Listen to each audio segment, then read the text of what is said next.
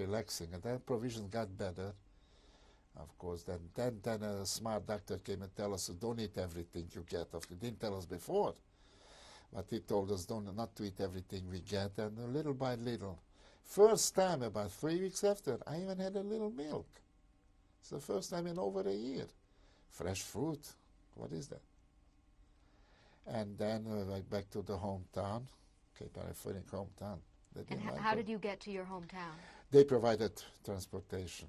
They provide transportation from Ebensee to Mauthausen, Vienna, but we didn't stay in Vienna, to Mauthausen to Budapest. In Budapest, we stayed for 2 weeks, what was probably a R&R, rest and recreation, was still we.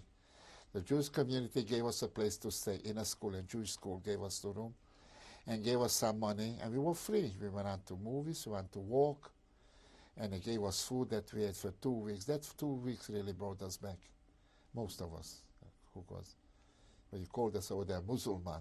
Musulman was a nickname for those who were very, very skinny, barely walk. Where the name comes from, I don't know. Barely can walk. That 2 weeks put us back more or less. Then we went back to our hometown, each to their hometown. And that's my vigil started, for waiting for my sister. And 2 years gone by, and I would have to go into serve in the Romanian army. And I said, that's enough. I had already army over there. And then August 15, now why do I remember this date? For peculiar reason. The Romanian money was very inflationary. And that is the day they changed something like 2,000-3,000 old one for one new one. And that's how I remember the date. Sometimes I have a phobia about dates. I don't know why or how, but that's very trivial things. I have dates. And I was there. While I was there, I did all kind of work, you name it. Working in an office, fellow. Back to your hometown. Yes, we are in the hometown. I would like you to describe your experience of re-entering your hometown for the first time, and how many years? You come back, it's only 1 year gone, but you don't see anybody. And you start crying, and you go where you lived. This time the house was occupied from hierarchy communists, Jewish people, but being poor little deported, they gave me a room in our own house way in the back. At least I had a head overhead. And then the vigil started, waiting for my sister. I went into the shul where my father, may God revenge his innocent blood, was praying. And I sat down and I started to cry. What else can you do? As a matter of fact, a few years ago when I went, I have a picture of this when I went with my son to show him. I went with the son, I saw the gas chamber in Mauthausen, the crematorium in Mauthausen. So we took a long trip and took it, and I sat down in my father's chair, seat in the shul, and I was going to take a picture of me, which I have the picture here somewhere. And that's how it is. And then the community provided a folks kitchen. Anyone who returned from deportation, you have no money. So came and they ate. I think 2 meals a day we got. I remember 3, 2. And then you start to try to pick up the pieces. You're looking for a cousin. You're looking for someone to come home. And I had one cousin who was home already. And we came a little closer. We weren't too close before. We came a little closer, but he was much older than I. And after a while, probably my independent nature or what, I said, I can make it alone. And I started to work. Over there, lotto, like here, is given out to certain people to run it. So I was a lotto salesman. I worked in a factory. I worked in a fellow, he was very nice to me, who manufactured shoe polish. And I worked in this factory. Then he made me a salesman, so I would go out of town, try to sell. And odds and ends. And then we go over to Hungary, smuggling a little. But we did it. This went on for 2 years. Smuggling? Yeah, smuggling back to Hungary. Hungary had textile, Romania had salt. So you take salt over there, sell it, and buy textile, sell it here, etc. There were very few and far between. It wasn't really something that you can dig your teeth in. How many returned to your hometown of those who were deported? From what I heard the report, out of 32,000, between 1,500 and 2,000 came back. Jews. Jews.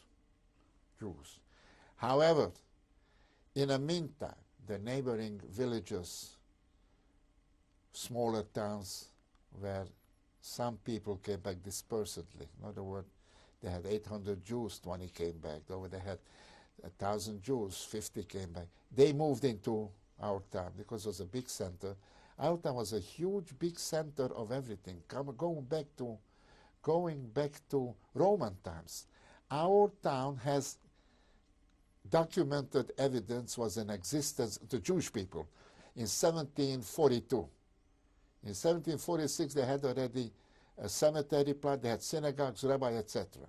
So this was a very big center. Now these people from the smaller neighborhood towns and villages moved in and tried to establish them. Apartments were plentiful. Furniture in it, probably not, but this. And it's that. And one became a merchant, the other one started to make carpentry or go to the farmers and buy from them oil or flour and sell it here, or chicken or what. Everybody did something. And the Jewish community? Jewish community for a little while flourished. We're back in Romania, and the Romanian people tried to support the Jews, those who came back. They were very friendly to them, and as long as it was possible to be in their good graces. In the meantime, if you heard, the Romanian Communist Party elected Anna Pauker as their chief. You probably heard of him. He was a chief communist, whatever the title was, in Romania. Anna Pauker was a Jew, or Jewess. Her own father was a Shoah, the ritual slaughterer. And she had that much decency to save her father out to let them steal Palestine before Israel. But she was a communist, an idealist communist. That's what the people who lived in my place. They invited me for dinner once in a while. I never went to. So till 1950, the situation for the Jews who came back, it was moderate. If you went away, they didn't ask you what you do, how you do it. It's one of those, don't bother us, we're not going to bother you. The sudden change in 1950, by that time I was away, but I heard that the sudden changes, but that someone else talked about it who was still there. So I left there in 1947 after waiting 2 years for my sister, and she didn't show. And again, meeting some girls. Yeah, we saw Clary, and then I couldn't get a hold of anything. In the meantime, an uncle of mine, may he rest in peace, who lived in New York, found me and wrote to me. And I wrote the situation about my sister to him. He wrote to Red Cross. He even tried to write Optimist. He tried to write to the Russian so-called Red Cross, whatever their version of Red Cross is. No one ever answered. Till today, I don't know if she's alive, if she's well, or she's not here anymore, or anything. And this is since 1944, or mentioned 1945, that I wrote. And we were there, and in 1947, I left. From your hometown? I'm from hometown. Where did you go? I went with a stopover overnight, which really means nothing there, but I'm back to Budapest. And again, Budapest served again as a central for all these refugees, runaways, displaced person, give that your name you want. And over there, the community, the Jewish community, took us under their wings. We were housed. I'm waiting for the next transport. The transport, a couple of hundred till they can send further on. For 5 days, we were put up in a most beautiful castle in Budapest has two cities, divided by the Donau, by the Danube. One side is Buda, the ancient place, Pest is the north. Budapest has the beautiful castles, the gorgeous places, that we shouldn't be on the front of our sore eyes. They put us out there for 5 days. The most beautiful thing. Then after 5 days, they came get us, put us on train, and they locked the trains from end to end. except that space where in between one can stand. And they said, we are sick people with infections. They didn't want others the people to come in, the passengers. So we went all the way to the Hungarian-Austrian border. Over there we were taken over by other leaders and taken into Vienna. When you say they, who are you speaking of?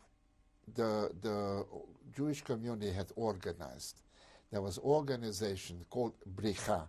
Now their sole job was to take people over the border. Whether you pay off the border guards or you know things you don't. For a very, very short one, when after I'm back in 2 years, I worked for them, just to cover a couple of this between Romania and Hungary. And then I was caught once. It was one of the reasons I figured that now they know my name already, although I gave them a phony name, of course, but they know me, and they are organized, and you go and you take the next trip from Hungary to Romania to Hungary, Hungary to Austria. From Austria was divided half Russian zone, half American zone, from Russian to American zone. So it's quite a venture. And at the Austrian border we were taken over, and the Austrian guards, they must have been paid off because they came us to welcome us, believe it or not. They said, you have nothing to fear anymore. And they left us, and we were taken in by truck to Vienna, again to the Jewish community. And the Jewish community at that time had 4 different points, but I was taken in the Rothschild Hospital, which was owned by the Rothschild way back when, that we have so many rooms. It was very perfect setup to have a DP camp, right in the middle of, smack middle of town. And we were there getting rations and to some clothing, very little clothing. And that's how we were there. I was there for 3 months. Now, the high holidays came, and that was my first job as conducting services in one of the camp's synagogues, for which I got paid of 800 shilling. Now divided by 26 shilling to the dollars, you figure out how much that was worth. But enough to pay a movie ticket or go to the soccer stadium, or that was it. After 3 months being in Vienna, we marched along again. Vienna was a 4-zone city. I remember that from the war, the American, English, Russian, and French. But it's still in a Russian zone. The country, the city itself was a 4-zone. So I kind of had a hunch I want to get out of here, no matter what. Then we started to move, again, groups. This was organized by the Jewish community.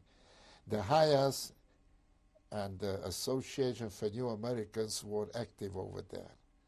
They guys, and they went across the Russian-American zone, and then we came in to Wegscheid. That's another place in Linz. Linz is the second largest city of Austria. There's many little villages around it. One is Wegscheid, Ebelsberg, Kleinmünchen, and that's how we got there. How long in Wegscheid? In Wegscheid, I was only about 2-3 weeks. It's strictly a transient pace. I didn't want to stay there. I kind of optimistically still believe somebody from my family will show up, and closer I am to them, the better off for me.